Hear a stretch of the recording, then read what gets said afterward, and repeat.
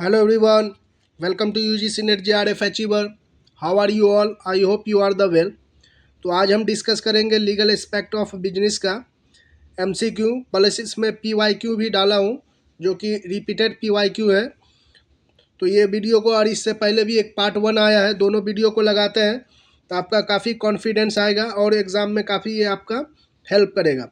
अब आते हैं क्वेश्चन नंबर 1 पे। क्वेश्चन नंबर 1 है arrange the following stage of a contract in the correct sequence. एक जो कॉन्ट्रैक्ट होता है उसमें क्या क्या स्टेज आता है उसको करेक्ट सीक्वेंस में लगाना है। Acceptance, performance, offer and consideration. तो सबसे पहले कॉन्ट्रैक्ट का ये बेसिक क्वेश्चन है। सबसे पहले क्या आएगा? Offer, then acceptance. 3 एंड 1 किस में है? 3 और 1 सी में भी है और ए में भी है। ऑफर, एक्सेप्टेंस एंड उसके बाद क्या आएगा?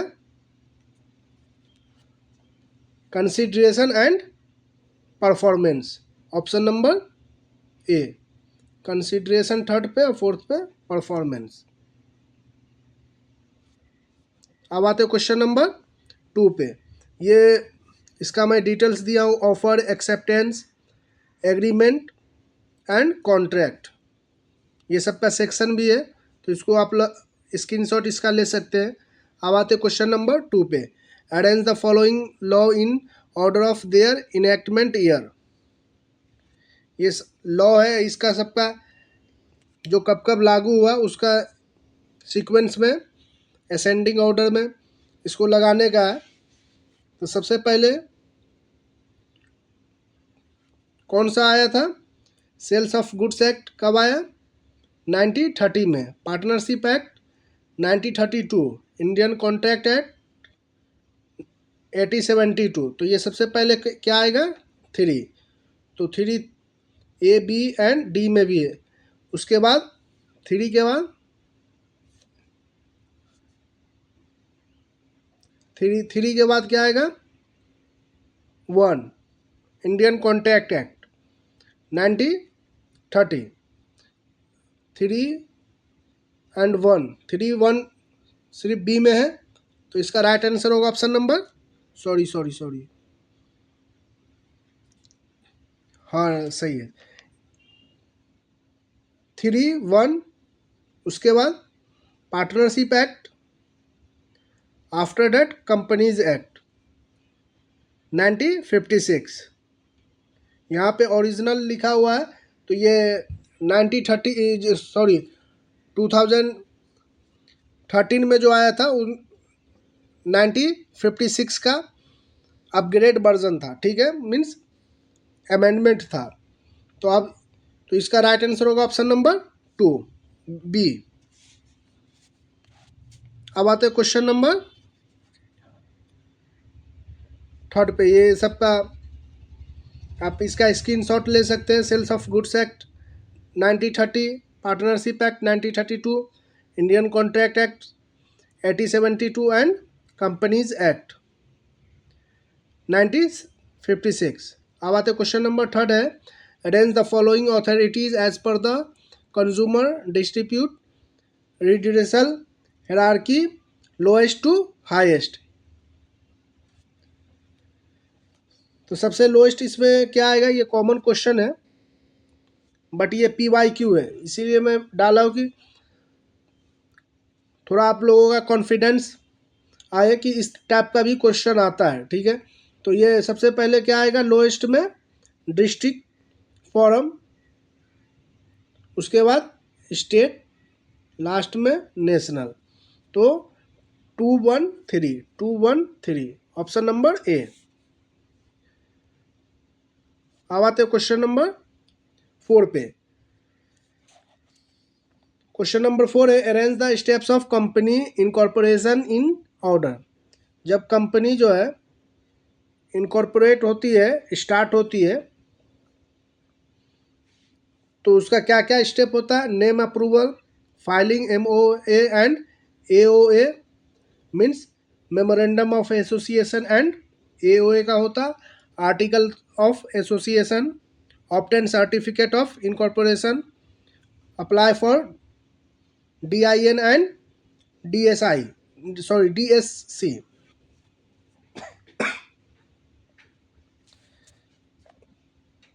तो सबसे पहले इसका क्या होगा, अप्लाई होगा, apply for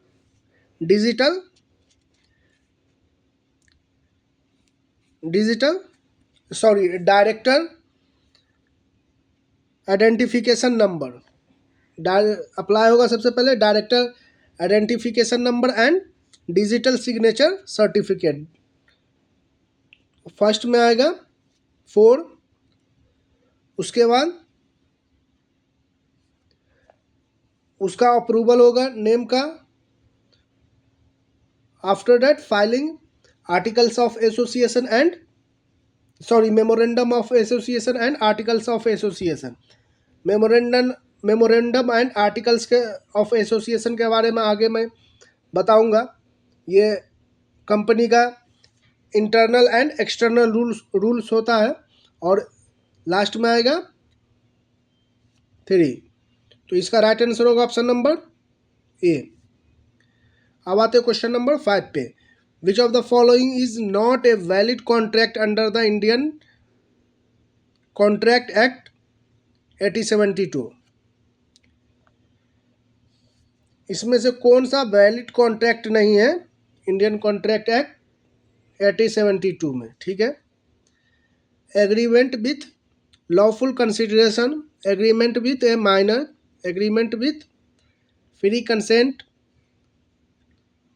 agreement enforceable by law. इसमें से कौन सा वैलिड कॉन्ट्रैक्ट नहीं है? Agreement with minor. माइनर के साथ जो अभी आप कॉन्ट्रैक्ट करते हैं वो वॉइड कॉन्ट्रैक्ट होता है। अब आते क्वेश्चन नंबर 6 पे। Which law governs intellectual property right in India? कौन सा लॉ जो है इसमें से जो ऑप्शन में दिया गया है उसमें से इंटेलेक्चुअल प्रॉपर्टी राइट को गवर्न करता है? Income tax act, trademark, companies and consumer protection act. तो इंटेलेक्चुअल प्रॉपर्टी राइट को जो है ट्रेडमार्क एक्ट गवर्न करता है। और ये ट्रेडमार्क इंटेलेक्चुअल प्रॉपर्टी राइट में क्या क्या आएगा? Just like trademark, copyright and और क्या क्या आएगा?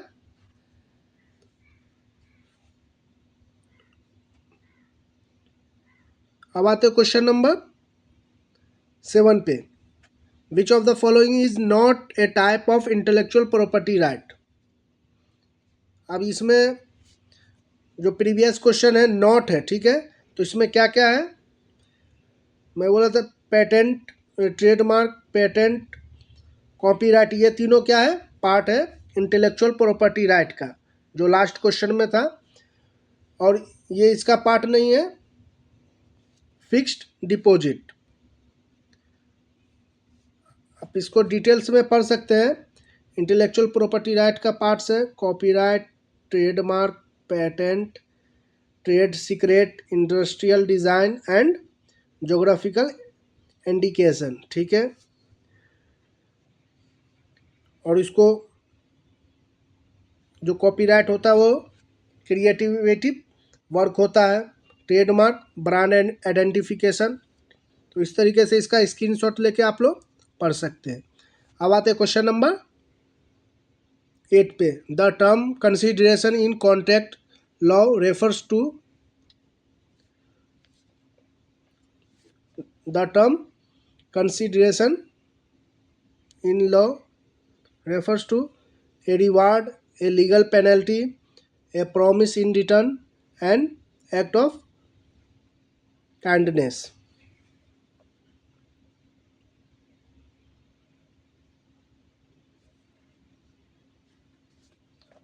तो ये कंसिडरेशन जो है इसका क्या होगा? ए प्रॉमिस इन रिटर्न। अब आते क्वेश्चन नंबर 9 पे। Which section of the Indian contract act define a contract? कौन सा सेक्शन इंडियन कॉन्ट्रैक्ट एक्ट को डिफाइन करता है?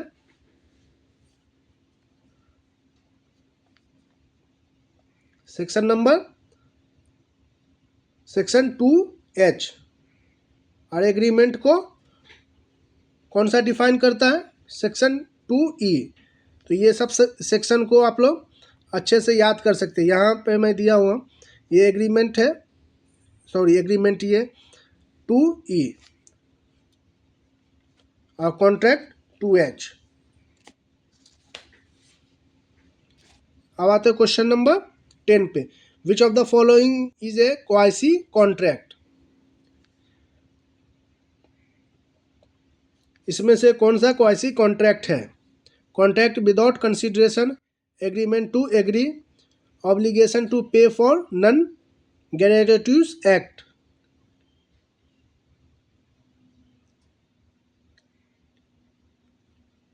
And illegal agreement.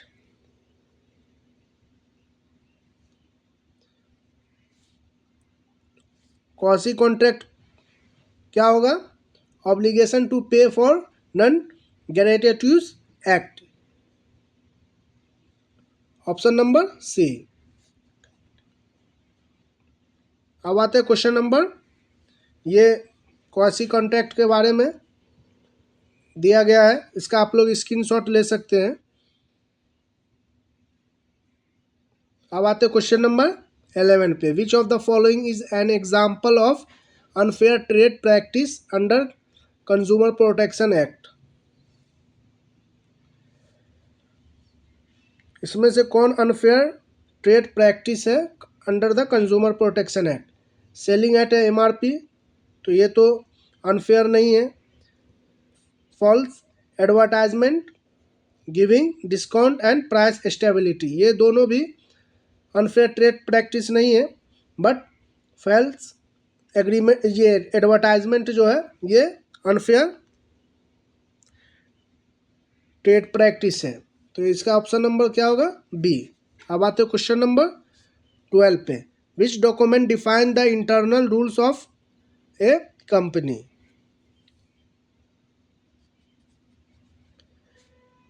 इसमें मैं प्रीवियस क्वेश्चन में बताया था,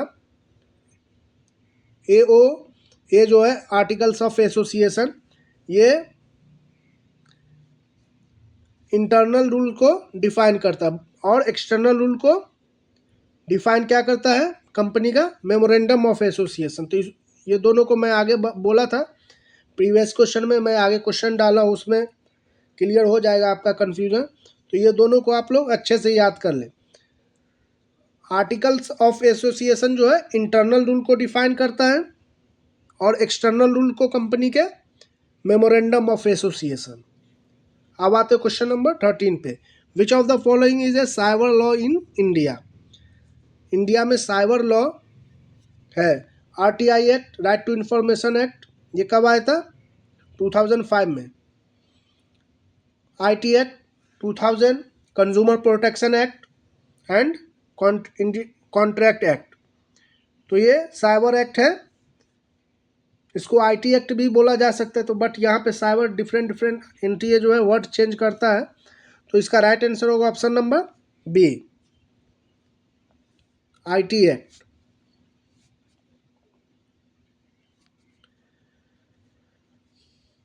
ये IT एक्ट का डिफरेंट सेक्शन है, जैसे सेक्शन 65 है टेम्परिंग विथ कंप्यूटर सोर्स। आप कोई भी कंप्यूटर का टेम्परिंग करते तो उसका कितना है?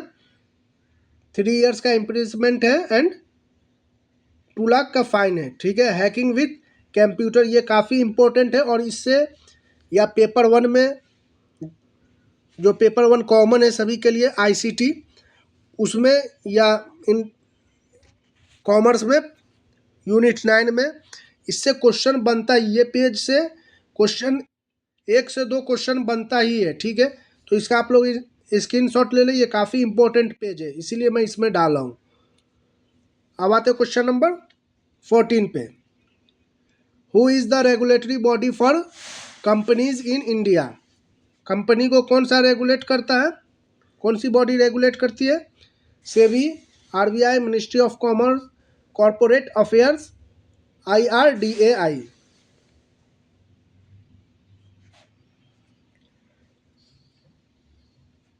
तो कंपनीज को जो है रेगुलेट करती है मिनिस्ट्री ऑफ कॉरपोरेट अफेयर्स। अब आते क्वेश्चन नंबर 15 पे। Arrange the following in order of distribute resolution process in consumer law.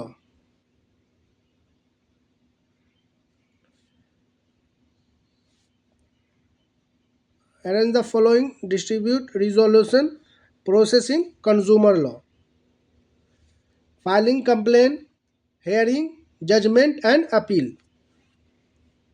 तो सबसे पहले क्या आएगा? अब फाइलिंग कोई भी फाइल करते कंप्लेन, उसके बाद उस पर हेयरिंग होगी, सुनवाई होगी, देन जजमेंट आएगा, उसके बाद आप अपील कर सकते हैं अपर अथॉरिटी में, अपर कोर्ट में। ठीक है, जैसे डिस्ट्रिक्ट कोर्ट से हो गया तो हाई कोर्ट में। तो ये आएगा, तो इसका राइट आंसर होगा ऑप्शन नंबर ए। अब आते क्वेश्चन नंबर 16 पे। Arrange the following legal document in the order in which they are prepared in forming a company. जब कोई भी कंपनी बनती है तो they are prepared in forming a company, legal documents. तो इसमें सबसे पहले क्या आएगा?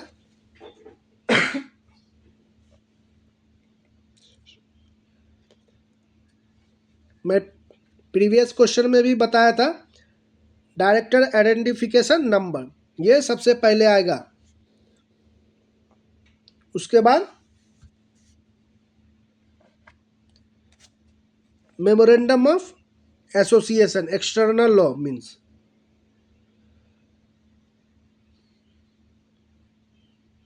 उसके बाद articles of association, internal law.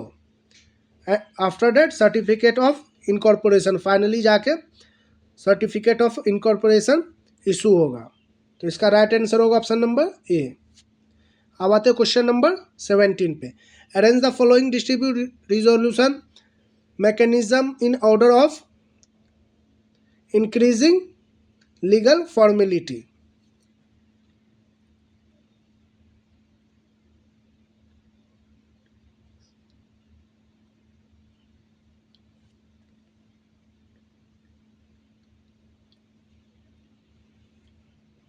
तो इसमें कैसे अरेंज होगा? सबसे फर्स्ट में क्या आएगा?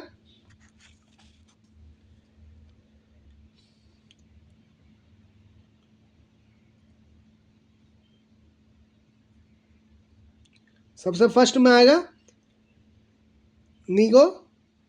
Negotiation. After that mediation, then arbitration, last में कोर्ट लिटिगेशन। इसका राइट आंसर होगा ऑप्शन नंबर ए। अब आते क्वेश्चन नंबर 18 पे। Arrange the following business law in chronological order of enactment. इसमें फिर से ईयर के अकॉर्डिंग आपको अरेंज करना है, और इसमें ऐसे क्वेश्चन में आपको अगर ईयर याद हो, एक या दो का भी तो क्वेश्चन बन सकता है। इसमें कोई कंसेप्ट नहीं है। जैसे इंडियन कॉन्ट्रैक्ट एक्ट 1872 में आया, sales of goods act 1930, partnership act. I think ये क्वेश्चन रिपीट हुआ, बट इसको करते हैं। तो फर्स्ट में आया था इंडियन कॉन्ट्रैक्ट एक्ट, उसके बाद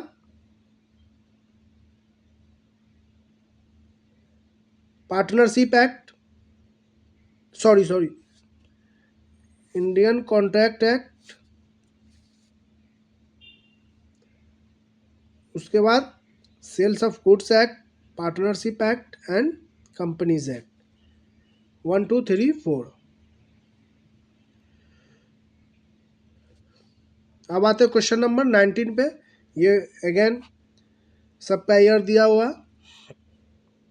क्वेश्चन नंबर 19 है, arrange the following document in order required during company registration.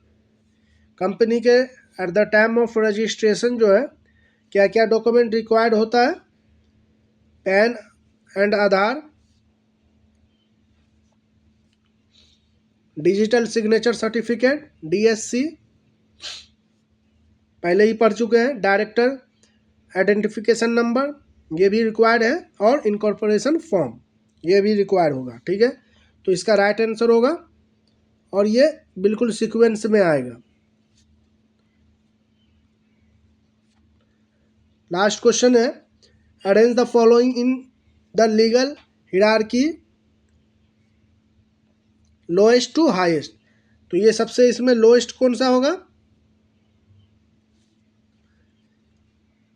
District court, after that tribunal, उसके बाद हाई कोर्ट, लास्ट में आएगा सुप्रीम कोर्ट। तो इसका राइट आंसर होगा ऑप्शन नंबर ए। तो ये 20 क्वेश्चन है, और ये लीगल एस्पेक्ट्स ऑफ बिजनेस का पार्ट 2 है। इसका पार्ट 1 पहले लगाए, उसके बाद पार्ट 2 लगाए, तो इसमें ज़्यादा समझ में आएगा। और ये दोनों वीडियो आप लगा लेते हैं तो एग्ज़ाम में आपका काफ़ी कॉन्फिडेंस मिलेगा। और आई थिंक सब टॉपिक को मैं कवर करने का कोशिश किया हूँ ये दोनों वीडियो में। एक वीडियो और आएगा लीगल एस्पेक्ट पे, और इसी तरीके का क्वेश्चन प्रैक्टिस करने के लिए चैनल पे विजिट करते रहें। और ये वीडियो अच्छा लगा हो तो लाइक एंड सब्सक्राइब करें। Thank you for watching.